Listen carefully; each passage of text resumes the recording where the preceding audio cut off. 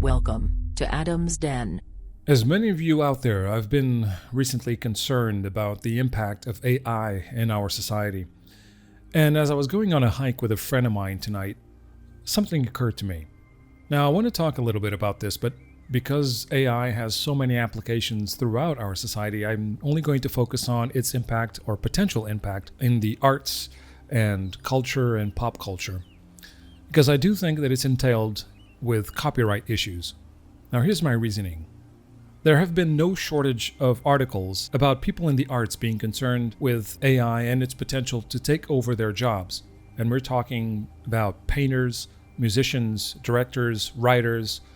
There are even production companies in Hollywood that are considering the potential benefits, financially at least, of using AI platforms to produce movies instead of hiring actors and script writers and all of that.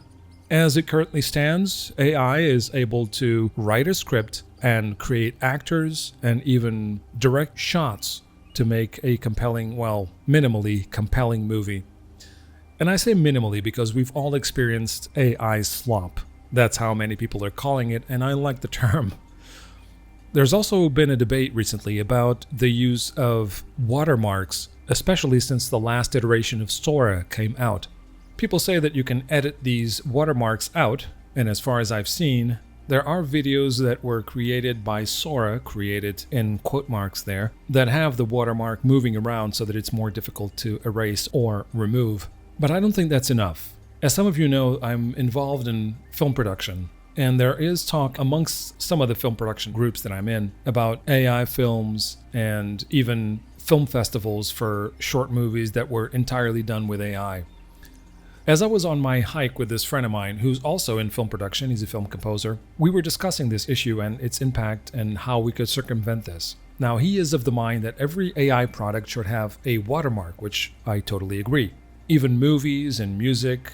There is a term for these audio watermarks. They're actually called audio marks. This is something that you would hear if you were to have, for example, a sample of a song and it would say sample during the song. So it's an audio equivalent of a watermark. And my friend is of the mind that every AI product should have a watermark or an audio mark. And I tend to agree.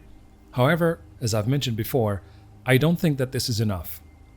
Because the threat is still there to people in the arts that are seeing their jobs on the line because of AI and its development.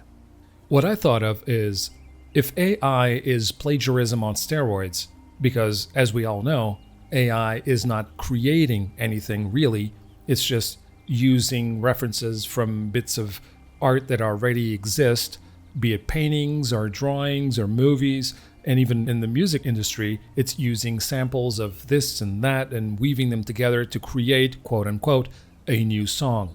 But this is not really creation. This is, as I've said, an act of plagiarism on steroids. If that is the case, what if we were to criminalize financial earnings on AI products? Think about it for a minute. There are already laws against someone having financial gains with someone else's art, with someone else's work. That's why you can't just plagiarize a book and call it your own and earn money from it. That's criminal. Why not apply the same concept to AI products? There's a lot of cool exploration that you can do with these AI platforms. I do it myself. Here's a few examples. There are a lot of people in the audio engineering business that use AI to clean their audio.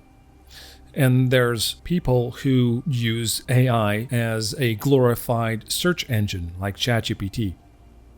There's even people that like to play around with visuals and creating their own little stamps for t-shirts or paintings to hang in their house or just backgrounds for their desktop or whatever.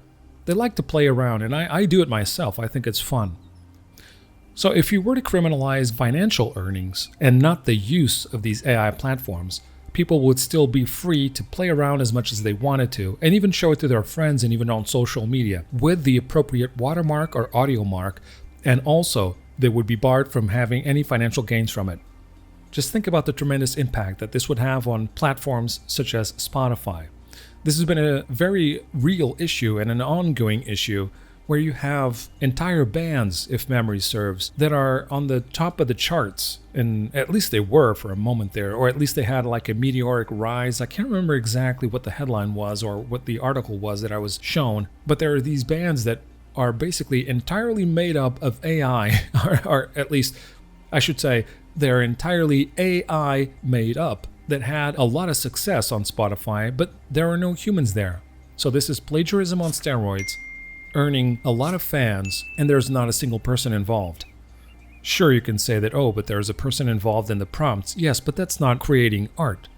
You don't become an artist because you give an order. You are an artist if you create an artistic object yourself. That's not what you're doing. It would be the same thing as you telling a painter to paint something, but you, the one who gave the order, are the artist. That's not how it works. You are not an artist by commission. You are an artist by doing the work. So, going back to the earlier point, this would have, I think, a tremendous impact on platforms such as Spotify and all other mediums. You would still be able to play around with AI platforms as much as you wanted to, but you would not be able to make money off of it. In this regard, we would have to create some sort of a law that would be based on the existing copyright laws, but adapted to the reality of these AI platforms. I don't know exactly what that would look like, but the concept would be the same. The logic would be transferable from copyright laws to AI products. I'll leave that to the lawmakers. But I do think that there's some ground here on which you can build this sort of solution. I'm not saying that this is the end result of the solution, but maybe this pushes us in the right direction to create or to find the adequate solution, because this is a real problem. People's jobs are at stake, and not only that, think about the broader implications here. We have a cultural heritage that spans millennia of art created by humans. What happens when all of art and all of culture is quote-unquote created by an AI system? What is our legacy? There is none. So there's a broader implication here than just jobs and financial gains.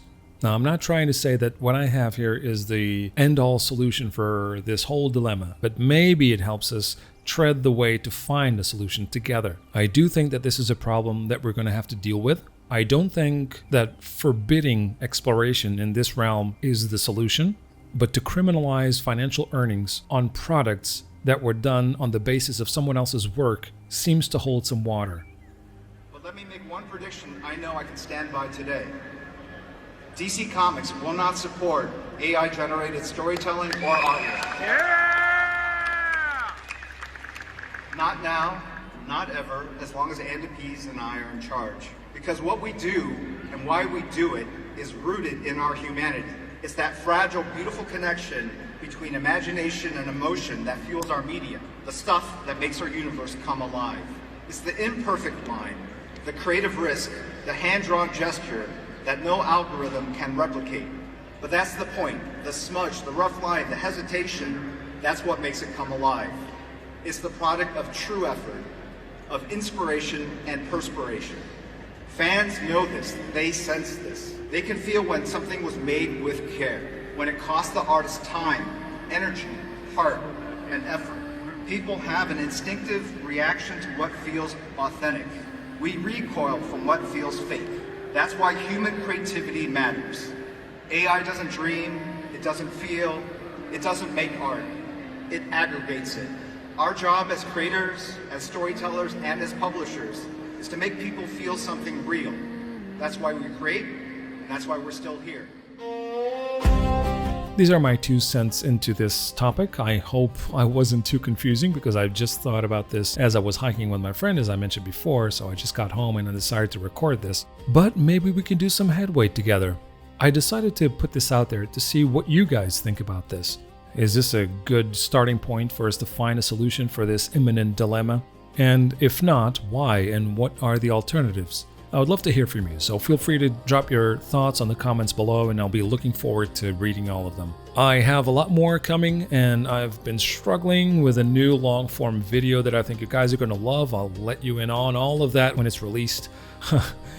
Juggling several jobs makes it a little harder, but hey, I love what I do, and I just hope that you guys stick around to see what that is, and I'm pretty sure that you're going to be excited about it. keep popping in because, as always, you're always welcome at the den. See you next time.